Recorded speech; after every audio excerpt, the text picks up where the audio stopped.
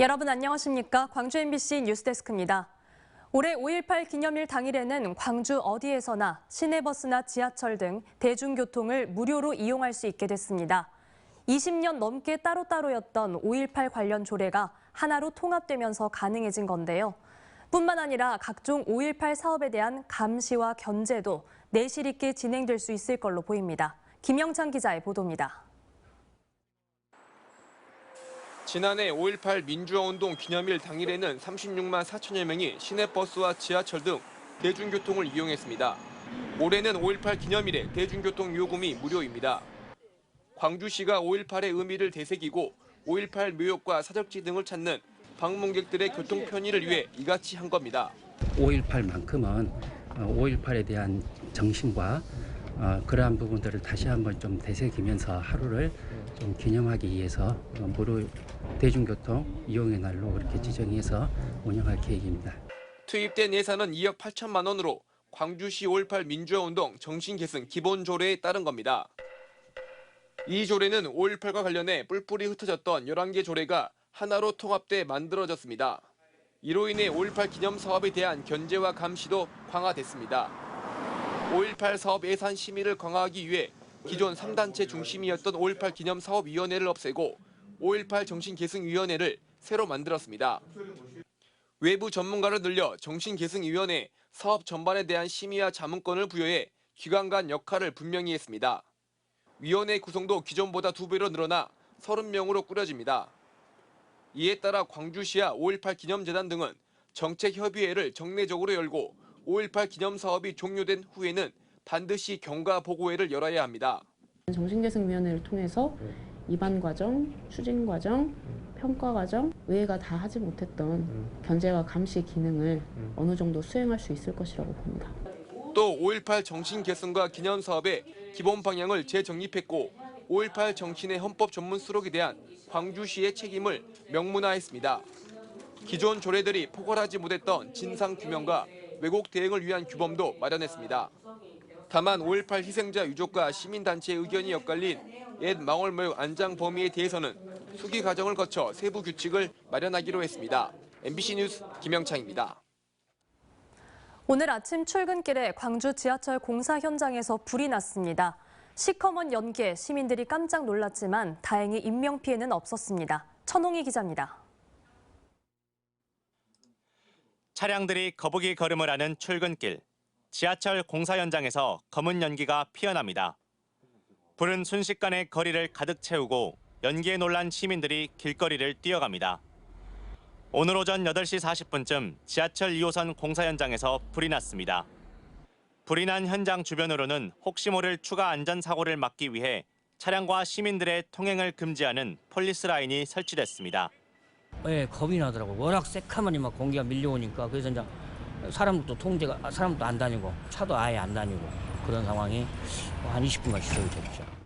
출근 시간대에 불이 나 시민들이 깜짝 놀랐고 1시간 동안 검은 연기가 계속나 현장 작업자 11명 등 인근에 있던 작업자 140명이 대피했습니다. 인명 피해는 없었지만 소방당국은 소방 1단계를 발령하고 소방관 220여 명, 장비 47대를 동원해 진화 작업을 벌였습니다. 저희 관할 소방 장비와 인력으로 해결 못할 것 같아서 인근 타서 소방 인력과 장비를 동원해서 초기 진화에 임하였습니다. 불은 복공판 산소 절단 작업 도중에 발생했습니다. 산소 절단기를 사용해 도로를 평탄하게 만드는 도중 불꽃이 7, 8m 아래로 떨어져 방수포로 옮겨붙은 겁니다. 불이 옮겨붙은 방수포는 일반 방수포와 다르게 화학물질이 표면에 발라져 있어 불이 더 크게 났습니다. 광주시는 유독가스가 대량으로 발생해 불을 바로 끄기 어려웠던 만큼 일단 노동자를 대피시켜 인명피해를 막았다고 밝혔습니다. 이게 아스팔트성 방수 시트거든요. 거기에 보면 석유계 화학물질이에요. 그러니까 유독가스가 많이 나옵니다. 불이 나면. 그러니까 이제 그건 대피가 우선이니까 대피를 하고. 그러면서 앞으로 이와 같은 화재를 막기 위해 복공판 작업 시에는 인화물질을 공사 현장에서 치우는 등 2차 사고를 막기 위한 대책을 세우겠다고 강조했습니다. MBC 뉴스 천홍입니다. 갈수록 빨라지는 지방 소멸의 시계를 늦추기 위해 광주시와 인접 6개 시군이 초광역 협력 사업을 추진하기로 했습니다. 산업과 교통, 문화, 또 환경 생태에 이르기까지 지역의 문제를 함께 고민해 상생 발전을 견인하겠다는 구상입니다. 주현정 기자입니다. 마침내 효천역 경유로 노선 변경에 합의한 광주 나주광역철도. 빨라지는 지방소멸 위기 상황에서 소지역주의에 매몰돼 호남권 최초의 국가철도망 사업이 좌초돼서는 안 된다는 위기감이 오랜 갈등 해소의 실마리가 됐습니다. 이처럼 광주와 인접 지역의 문제를 함께 고민하고 나아가 지속가능한 상생체계를 조성하기 위한 초광역 논의체가 마련됐습니다. 나주, 담양, 화순, 함평, 영광, 장성 등 전남 6개 시군 단체장과 광주시가 이른바 빛고울 광역경제권 구축을 위한 상생회의를 열었습니다.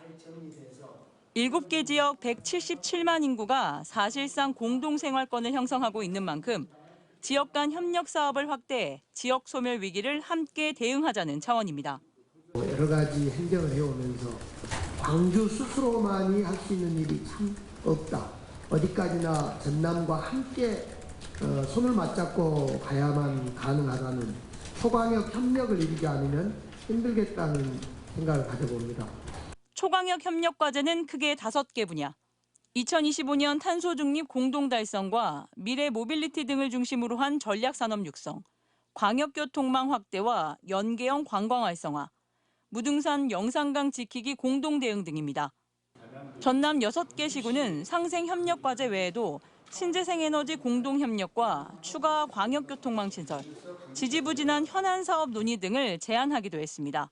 네, 최근에 3년 동안 금호타이어 이전 관계 문제가 답보 상태에 이르렀는데 이거를 대승적 차원에서 상당 기준으로 어떤 결정을 했으면 좋겠다 이런 또 제안을 드립니다. 광주시와 전남 6개 시군은 상생발전협의회를 정례화해 성과물을 내겠다고 입을 모았습니다. 상생 협의에서 논의된 내용이나 또 인근 지역의 지하철 간 실질적인 협력이 이어져서 지역 발전을 이끌어가는 계기가 되기를 바랍니다. 하지만 상생 논의 수준의 동맹으로 이해관계가 얽힌 현안이 얼마나 해결될 수 있을지는 쉽지 않은 숙제로 남았습니다. MBC 뉴스 주현정입니다. 입주를 앞둔 무안의 한 신축 아파트에서 누수와 균열 등 중대 하자가 무더기로 발견돼 부실공사 논란이 일고 있습니다. 설레는 첫 입주의 꿈이 무너져버린 입주 예정자들은 책임 있는 안전 진단을 촉구하며 시위에 나섰습니다. 안준호 기자가 취재했습니다. 대리석 바닥이 물에 젖어 흥건하고 지하 주차장의 천장 배관에서 물이 뚝뚝 떨어집니다. 집안 벽은 완전히 깨졌고 바닥은 구슬이 굴러다닐 정도로 기울어 발로 밟으면 삐그덕거립니다. 화장실 벽 속에는 시멘트가 아닌 타일을 쌓아 채워놓았고 쓰지도 않은 보일러 연통이 찢어져 있기도 합니다. 아파트 벽은 한눈에 봐도 휘고 기울어 반듯한 곳을 찾아보기 힘들 정도입니다. 놀랍게도 이곳은 지난 2022년 착공에 입주를 한 달도 남기지 않은 2개 단지 830세대 규모의 신축 아파트. 지난달 말 사전 점검을 진행한 입주 예정자들이 찍은 영상과 사진으로 조악한 시공 상태에 분노하고 있습니다. 입주 예정자들은 시공사의 해명과 사죄를 요청하는 시위에 나섰습니다. 지금 세대 하자 접수한 것이 평균 한 세대당 150건이 넘어요. 평균이. 그러면 세대수로 곱하면 6만 건 이상이라고 어마어마한 하자수입니다. 이건 공용 하자수를 제외한 거예요. 나도 이렇게 안 하겠는데 웃기다가 나중에는 슬퍼가지고 눈물이 난 거예요. 어떻게 보면 제 첫 재산이고 엄청 기대하고 들어왔는데. 일부 주민들 사이에선 우중타설을 의심하는 목소리도 나오고 있는 상황. 시공사는 하자가 발생한 사실은 인정하면서도 추가적인 점검과 입주 예정일 변경 등에 대해서는 말을 아끼고 있습니다. 협의된 게 아직 없어서 저도 이제 지금 당장 답변을 하기가 좀 확인을 좀 해봐야 되는 상황 같습니다. 준공 당시 현장 감리자의 보고 등을 승인한 무안군 역시 행정적 책임자로서 비판을 피하지 못하고 있습니다. 중대한 하자가 모두 보완된 후에 사용 승인 처리하도록 하겠습니다. 중대하자 범벅인 상태로 입주 예정자들을 맞이하며 소중한 첫 입주의 꿈을 무너뜨려버린 신축 아파트. 추가 안전진단과 재점검 등 조속한 보수를 위한 시공사와 지자체 차원의 책임 있는 대응이 시급합니다. MBC 뉴스 안준호입니다. 여수시가 엑스포 성공 개최를 위해 도로를 개설하겠다며 사유지를 편입해놓고 도로가 만들어진 뒤에는 당초 약속대로 인근 부지를 완전 매수하지 않고 있어 논란입니다. 국민권익위와 전남도 감사관실까지도 여수시의 완전 매수가 필요하다는 입장인데 여수시는 소극적으로 대응하고 있습니다. 최황지 기자의 보도입니다. 여수 엑스포역 근처의 한 부지. 이 땅엔 호텔이 세워질 예정이었지만 지금은 무성한 잡초만 남아 있습니다. 20여 년 전 여수 엑스포 개최를 위한 도로 개설로 인해 지금은 도로 인근에 절벽이 생겨 개발이 불가능한 땅이 된 겁니다. 완만한 평지였던 땅에 15m의 옹벽이 생기면서 지금은 어떤 시설물도 들어설 수 없는 맹지가 됐습니다. 이 땅의 소유자는 분통을 터뜨립니다. 6,600여 제곱미터 부지 중 약 65%가 도로에 편입되면서 계획했던 호텔 사업은 취소됐습니다. 그나마 도로 인근 잔여지 35%마저 당초 매수를 약속했던 여수시가 입장을 바꾸면서 재산권 행사에 애를 먹고 있습니다. 개인 소유의 땅을 국가기관의 행사를 위해서 수용을 해 주었는데 참 해결이 잘 안 돼서. 여수시는 땅 소유자와 상의도 없이 이곳에 배수로를 무단 설치했다가 소송 끝에 잦은 철거를 하기도 했습니다. 배수로 설치와 철거가 이어지면서 땅은 더욱 척박해졌습니다. 보다 못한 윤 씨는 여수시를 상대로 잔여지를 전부 매수하라는 민원을 국민권익위에 제기했습니다. 그리고 국민권익위는 윤 씨의 손을 들어줬습니다. 국민권익위는 해당 부지가 도로에 인접한 양호한 부지였던 점, 호텔 사업까지 취소된 점 등을 토대로 여수시의 전부 매수를 의결했습니다. 전라남도 감사관실도 마찬가지로 잔여지 전부 매수를 여수시에 권고했습니다. 하지만 여수시는 윤 씨의 땅을 매수할 수 없다는 완강한 입장입니다. 과거 도로 편입 당시 땅 소유주는 윤 씨의 장인어른으로 윤 씨가 잔여지 매수를 청구할 수 있는 법적 권한이 없다고 강조했습니다. 법적인 권한이 전혀 없으신 거예요. 피가 있으니까 20억을 들여가지고 이거를 보상을 해주려다. 이거는 저희 어떤 권한밖에 벗어난. 윤 씨는 국민권익위의 결정을 토대로 전남도 감사관실에 재감사를 요청할 계획입니다. 양측의 입장이 평행선을 달리고 있어 향후 민사소송 등 법적 다툼으로 이어질 가능성도 나옵니다. MBC 뉴스 최황지입니다.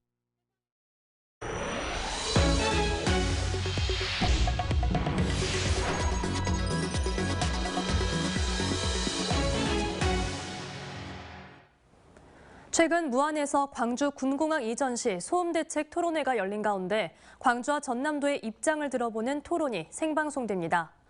광주 MBC는 잠시 뒤 9시부터 시사 토론 프로그램인 시사 용광로 시간에 광주 군공항 이전 사업이 현재 어디까지 와 있고 향후 광주와 전남도의 계획은 무엇인지 이야기 나눕니다. 오늘 토론은 배일권 광주시 기획조정실장, 장헌범 전남도 기획조정실장, 양철수 광주연구원 매력도시연구실장, 신동훈 전남연구원 공간환경연구실장이 참여하며 광주 MBC 유튜브를 통해서도 실시간 중계됩니다.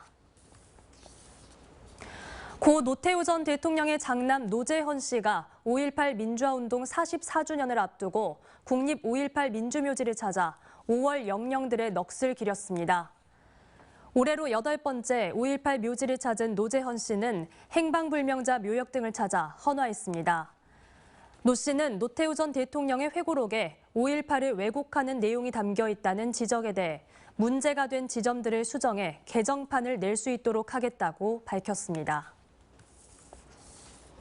5.18 기념재단이 올해 광주 인권상 수상자로 스리랑카 여성 인권활동가 수간티니를 선정해 발표했습니다. 심사위원회는 수간티니가 자국의 민주주의 발전과 인권 신장을 위해 이바지했고 이러한 활동이 5.18 정신과 맞닿아 있다고 평가했습니다.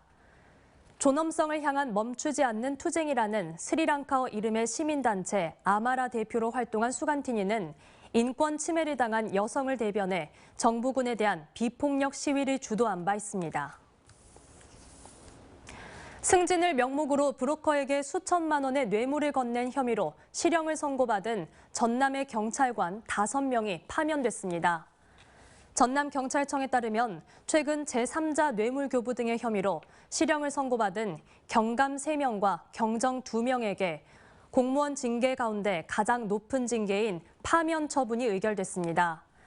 이들은 승진하는 과정에서 당시 전남경찰청장에게 수천만 원대의 뇌물을 건넨 혐의로 재판에서 모두 징역형을 선고받았습니다.